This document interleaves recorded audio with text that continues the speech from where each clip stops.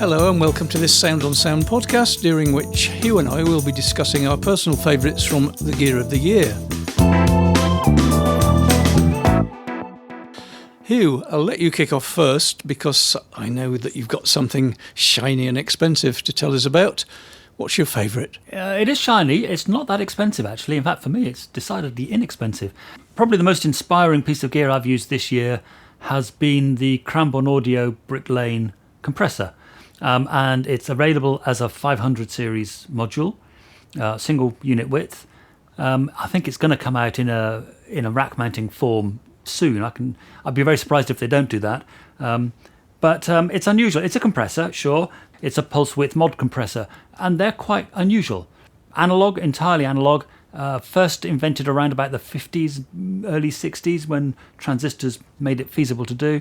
The idea with a pulse width mod compressor is that instead of altering the signal voltage with a volume control, which is affected by an FET or an opto cell or a RME valve system, pulse width modulating compressors actually chop the audio up into very small segments and then either let them through or not. And that controls the average amplitude volume over time. So they run at about 250 odd kilohertz, so it's a little bit like a digital system in that you're sampling the audio, and in the same way it has an anti-alias filter going in and a reconstruction filter coming out, but you never actually quantize the signal. You never measure it, you never give it numbers. It always remains as an analog voltage. You're just switching this switch on and off incredibly quickly in a variable ratio to depend how much energy you let through at each switching point. The benefit of this technology is quite difficult to engineer, but the benefit of it when you get it right is that you can have huge amounts of gain reduction with very, very low distortion. And that's different to most forms of compressor, where the more gain reduction you apply, the higher the distortion. So it's a very clean sounding, a very precise, very pure sounding compressor. Now what Cranborne have also done is the sidechain, they've made that digital. By making it digital, they've been able to control very precisely the characteristics of attack time and release time and all those kind of things that determine what a compressor really sounds like.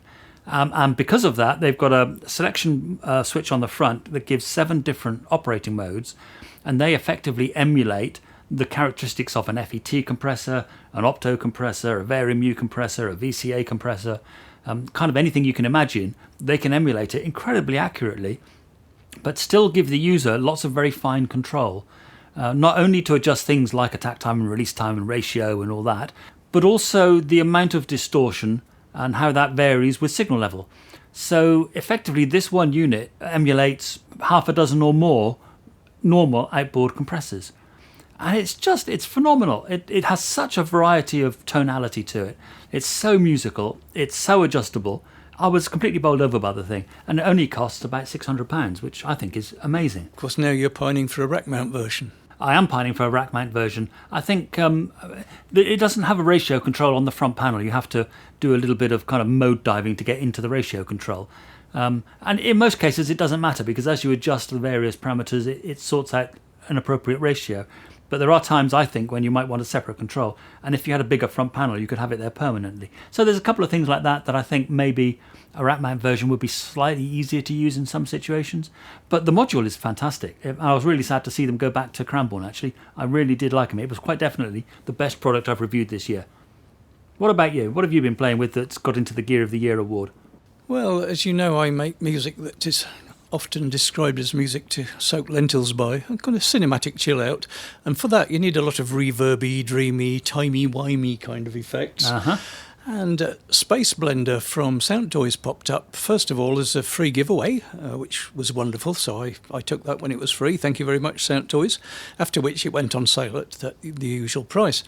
And it is an algorithmic reverb, but it doesn't use the normal multi-tap delay followed by recycling comb filters and all the rest of it. It uses an entirely different kind of algorithm, which is so secret they won't tell me how it works. But the result is that you can get a reverb that will go on for a minute without really decaying at all, and then at the end of your minute it'll decay gracefully and disappear. Or you can twiddle a dial and make it fade in or fade out. And it's all done by dragging a single spot around a screen, so there's not a lot of fancy adjustment to do. You get a nice graphic of what shape the attack or release is. So you can get reverbs that creep in, reverbs that come in normally and fade, reverbs that go on forever. You can turn the density down so it becomes almost like a very dense multi-tap delay. It's just generally quite lovely, so I like it. Yeah, it's an interesting one. I'd not come across anything quite like that. It's not what you describe as a natural-sounding reverb. It's quite artificial, but in a really interesting musical, it's kind of stimulating reverb. It gives you ideas just from what it does. It does, and because it can go on for about a minute, it gives you plenty of time to think what the next note's going to be. Very good. OK, Hugh, what's next on your list? The next item that I voted for in Gear of the Year is a microphone, actually. Can you afford it? You can. It's not that expensive. It's made by an Italian company called Braingasm, and it's called the Ocula. And if that sounds a bit like an eye, you'd be right, because it is a ball-shaped microphone. And the idea is that they've tried to recreate something along the lines of Neumann's M50, which was the classic omnidirectional microphone that became the mainstay of Decca Tree microphone arrays for all those classical recordings from the 50s onwards. And it's interesting because very few people make genuine omnidirectional microphones where the capsule is set into a sphere. There are people who make emulations of the original M50, and Neumann themselves went on and did other versions of the M50, the M150 and so on, TLM50s. And a lot of manufacturers make omnidirectional microphones, pencil mics, where you can fit a acoustic pressure sphere over the top of the capsule to turn it into this kind of arrangement as an accessory. But this is the first one I've seen in a very long time, this is the way it is. It comes as a ball with a capsule in the end of it, and it is an omnidirectional microphone with a built-in acoustic sphere. What the acoustic sphere does is it changes the directivity of the mic. So instead of being properly omnidirectional, as the frequency rises, you get a pressure build-up around the front of the sphere, and it reduces the polar pattern. So it makes it narrower at higher frequencies, or it makes it more directional at higher frequencies, if you like. So you end up with the kind of best of both worlds. You've got the low frequency performance of a true omnidirectional microphone and a little bit of directivity like a cardioid microphone.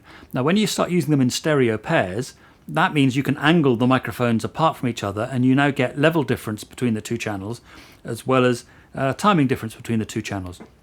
And that gives you lots of options when it comes to creating stereo images. And it's a nice thing. It really is a nice thing. It's well engineered. It actually uses a third-party electret capsule in the sphere itself, and then there's some electronics in the XLR plug that balance the output and give you a phantom power option to power the thing. It's just nicely engineered, and it sounds very good, and it's very affordable compared to most alternatives that do the same thing. And I made some really nice recordings with it. So yeah, that was good. Well engineered, unusual microphone. Now, I'm in the kind of situation where most of the products I'd like to talk about I've reviewed, but the reviews haven't yet appeared in print. But I can mention a few of them just briefly, and then we'll skip on to one of Hugh's next favourites. One of the things I really like is the new version of Drop Pad. It's a contact-based instrument that allows you to blend 4 samples in a dynamic way, but it also does the dynamic phasing and morphing between the effects as well, so you can get something that evolves over quite a long period without ever seeming to repeat. Now, the thing about the third version of Drop Pad is that it's now available for the free contact player, which opens up the market quite a lot. They've also added a completely new sound library, but if you've got the older versions, you can still use the old samples and bring those into your new presets and combine them with the new ones. So it's very, very flexible. I really like it. It's not expensive, which as an expatriate Yorkshireman I really appreciate, and worth checking out. The other thing I really like, and I've only just tried this, it's from Red Panda, and it's a ring modulator called the Radius. Now, most times I've played with a ring modulator, and great, you can make a sound a bit like a Dalek, or if you turn the modulation rate right down, you can get a kind of chorusy, phasey, vibrato-y, wobbly thing going on. But I've really struggled to get anything musical out of them, because really it creates a lot of atonal sidebands. The radius is a little different. First of all, you've got a continuously variable control where you can go between ring modulation and frequency shifting, either frequency shifting down or frequency shifting up, which again makes a lot of strange atonal noises. But the really cool thing is that the modulation oscillator can be set to track in parallel to the pitch of whatever you're playing into the thing. So if you can dial in a sound that sounds really good on one note, which is usually quite easy to do on a ring modulator, then it will sound good over a series of notes, because as you play, the settings will follow you and the harmonic relationships, or the inharmonic relationships, will actually stay consistent. So I'd like to say it's probably the first ring modulator I've ever tried that I thought could actually make music. Yeah, I know what you mean there. I've not heard this one, but it sounds intriguing. It is. We can have a look later. All right, I look forward to that. Excellent. The other device that I really like is a pedal from Source Audio in the States, and this is called the Encounter. And in terms of hardware, it's exactly the same as their Collider pedal. And the Collider pedal is a dual reverb delay, and this is also a dual reverb delay. The difference is that the software in this is designed to produce ambient reverbs and ambient delays, so there's all a bit of weirdness going on, and you can also combine two delays or two reverbs if you want to. So we've got things like shimmer reverb, tremolo reverb, reverse reverb, swelling reverb, lots of different delays with things happening in them, tape kind of wobbly, squabbly analog sounds, resonant, filtery, the old-fashioned drum echo like the Benson Echoret. And when you mix these together, you can get one of those wonderful sounds where you're playing one guitar chord, go out for a cup of tea and come back and you've got an album. So that's my kind of pedal. I must try that. That's amazing. Another pedal that offers something very similar to the Collider, but in a different format and with its own sound, of course, is the Electro-Harmonix Ocean's Abyss. Now, Electro-Harmonix are well known for making a lot of fairly simple, small pedals, and they've got a huge range of them. But this is more of a dual reverb workshop, I'd say. It's even got a little screen where you can see little blocks on it, much as you can with some of these multi-effects units that you can buy for guitar.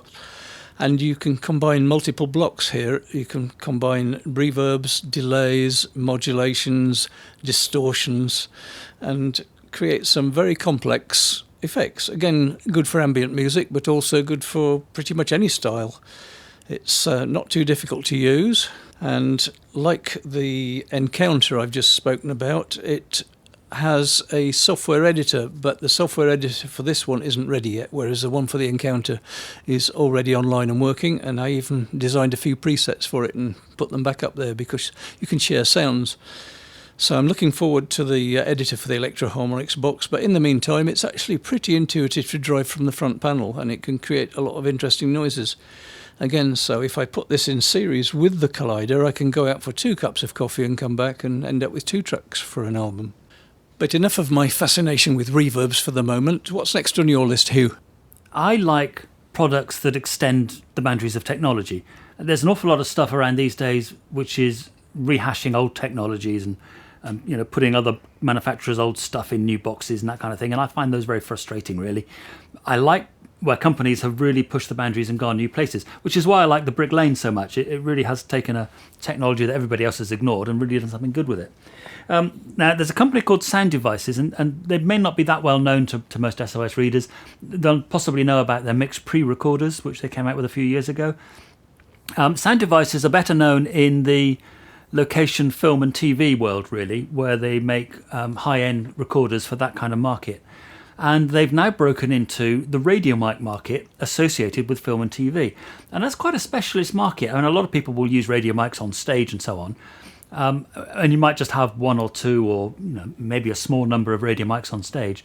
When you're doing film and TV, the fashion these days is to put radio mics on pretty much every actor. So you might easily have 8 or 16 radio mics all running on the set all at the same time. And if you've got separate boxes for each receiver for each channel, it gets really messy. Now, what Sound Devices have done, and it's absolutely incredible technology, is they have a 1U high but half rack width receiver, and it can handle 16 channels at the same time. And better than that, anybody who's used a radio mic will know that you've got to be very careful about choosing which frequencies you can use. And there are so many frequencies in the free band, and then you've got to pay for licensed bands and all the rest of it. This one box can cover every channel from 169 megahertz, which is down in the VHF band, up to 1.8 gigahertz. And it's all in the one box, and you just twiddle a knob and you can select any channel you want. It's phenomenal. The technology to be able to do that, and so cleanly and precisely, it's just awesome. On top of that, the box doesn't just give you analog outputs, it gives you digital outputs, it gives you Dante outputs. It will actually just plug straight into the top of one of their location recorders to make a completely integrated unit. It's a beautiful piece of design. And then they've gone on and done similar things with the transmitters. So there's a handheld transmitter where you can unscrew the capsule and plug in a capsule from any other company.